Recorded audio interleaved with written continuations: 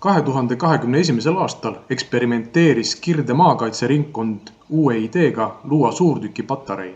Suurtükiväe eksperimentaalüksus sai tuleristised suurõppusel Kevadtorm 21 ja korraliku laskeharjutuse Kirde maakaitseringkonna õppusel Põhjakond 21. Aastaga küpses kindel plaan luua suurtükipatarei. Kirde maakaitseringkonna ja Viru maleva pealik Jaanus Ainsalu ütles, et uuest üksusest loodetakse ajapikku saada orgaaniline lahingtoetusüksus, millesse panustavad kõik ringkonna malevad, kuhu on oodatud lisaks kõik Eesti reservväelased, kes on läbinud selle relvasüsteemi väljaõppe. 7. augustil 1932 toimus Rakvere linnas Viru malevas suurtükipatarei asutamiskoosolek. 11. mail 2022 ehk ligi 90 aastat hiljem Viru maleva staabihoones ajalugu kordus.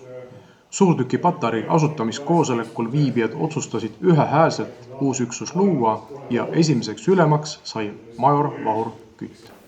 Suurtükiväelane on niinimetatud koos tulejuhtide ja teiste toetuselementidega üks lahingu osa. Suurtükiväelase roll on anda jalaväelastele tuletoetus. Arvan, et suurtükiväe üksus on niisugune atraktiivne üksus, kus on erinevaid ameteid palju. Tänane loodav suurtükiüksus Kirde maakaitseringkonda, et see annab juurde uusi oskusi, teadmisi. Samamoodi on kõik õpitav ka nullist, olgugi, et pole varasemalt ajateenistust või muud Kaitseliidu üksuses olemist.